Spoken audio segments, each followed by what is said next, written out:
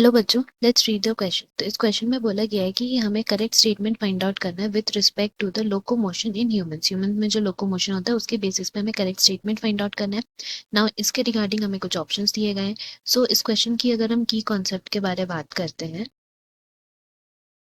Then that will be locomotion. So locomotion and उससे related उनके जो डिसऑर्डर्स होते हैं ड्यू टू किसी भी कमी के वजह से जो होते हैं उनके बारे में हम लोग यहाँ पढ़ने वाले हैं। सो सबसे पहले लोकोमोशन को हम लोग डिफाइन कर सकते हैं as the process of movement of any organism from one place to another.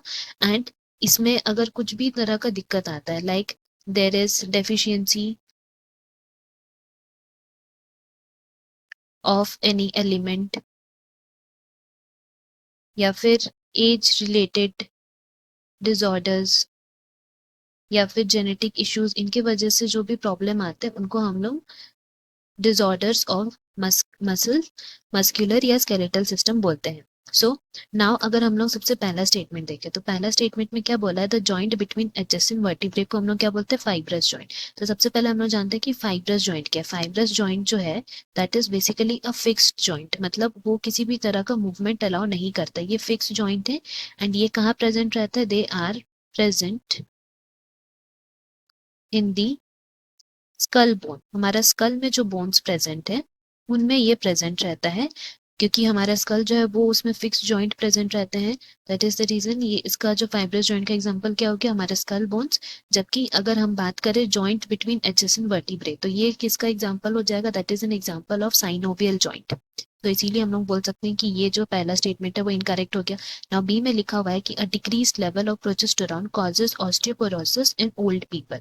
सो अगर हम लोग बात करते हैं ओल्ड पीपल, तो उनमें जो एज रिलेटेड इशू होता है उसको हम लोग ऑस्टियोपोरोसिस बोलते हैं, जिसमें क्या होता है, there is decreased bone mass. Bone mass घटते जाता है जैसे कि एज बढ़ते जाता है, तो उस वजह से क्या होता है, देयर इज इंक्रीज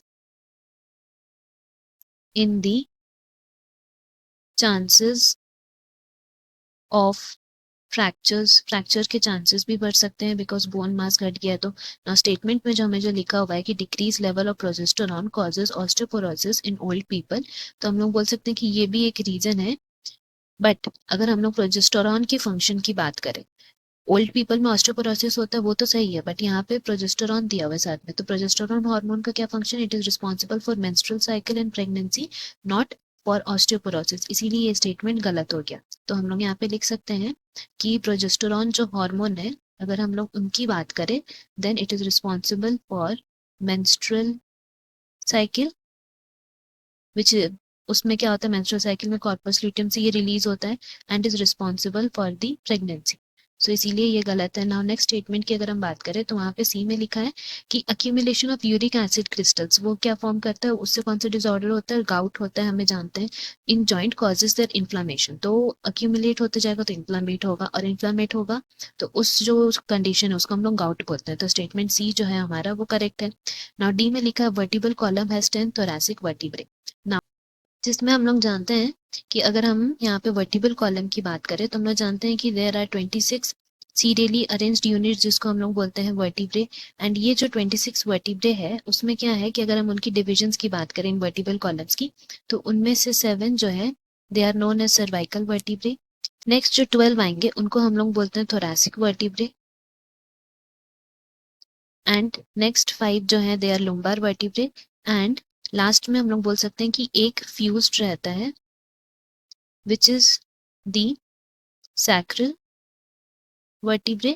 एंड उसी तरह एक और फ्यूज्ड बोन रहता है जिसको हम लोग बोलते हैं कॉकिजियल वर्टिब्रे। सो इस तरह 26 वर्टिब्रे प्रेजेंट है एंड थोरैसिक कितने हैं, 12। बट यहाँ पे हमें दिया हुआ है कि थोरैसिक वर्टिब्रे 10 है, that is wrong. That is the reason यहाँ पे हमारा स्टेटमेंट सी करेक्ट हो जाएगा। Hope you have understood. Best of luck, thank you.